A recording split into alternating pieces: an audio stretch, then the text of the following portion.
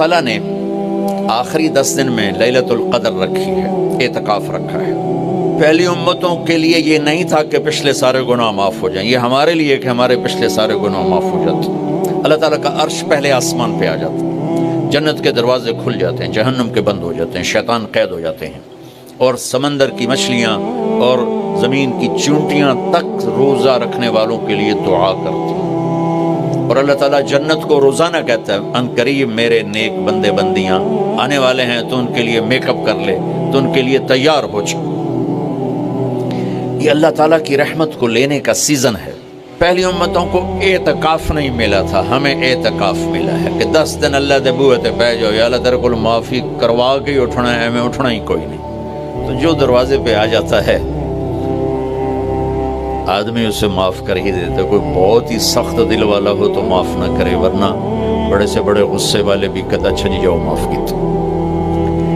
اس میں ایک لیلۃ القدر ہے، انا انزلناہ فی لیلۃ القدر وما ادراک ما لیلۃ القدر لیلۃ القدر خیر من الف شہر تنزل الملائکۃ فیہا باذن ربہم من کل امر سلام ہی حتی مطلع الفجر۔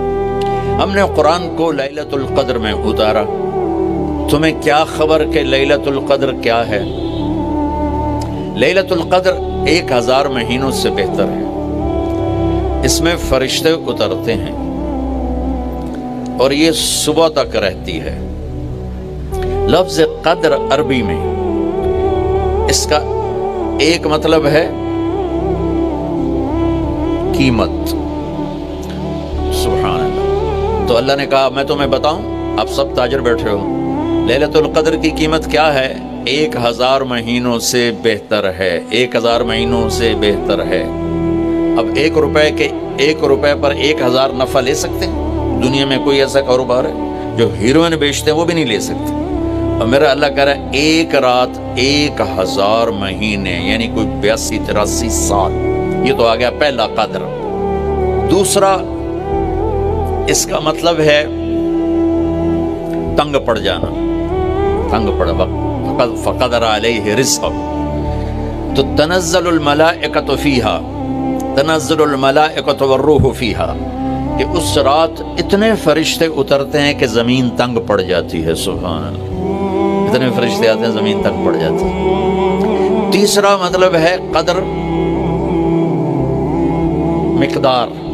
مقدار کو، تو اللہ تعالیٰ نے اس کا آخری مطلب بھی بتایا، سلام ہی حتی مطلع الفجر، کہ یہ فجر کی نماز تک، فجر کی اذان تک یہ رہتی ہے۔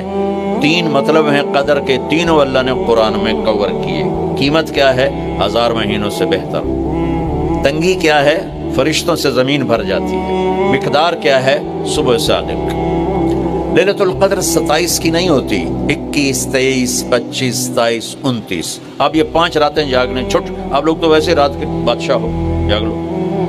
تو لیلۃ القدر مسجد میں نہ گزارو، گھر میں گزارو۔ یہ مسجدوں میں اشتہار لگ جاتے ہیں، فلاں کے ساتھ شب قدر گزاریں، فلاں حضرت کے ساتھ شب قدر گزاریں، پھر ادھر کوئی صلاۃ تسبیح پڑھ رہا ہے باجماعت، عورتیں صلاۃ تسبیح کی جماعت کرا رہی ہیں، اور پتہ نہیں اور کتنی عجیب و غریب قسم کی عبادات شروع ہو جاتی۔ یہ نفلی عبادت ہے، میرے نبی گھر میں پڑھتے تھے۔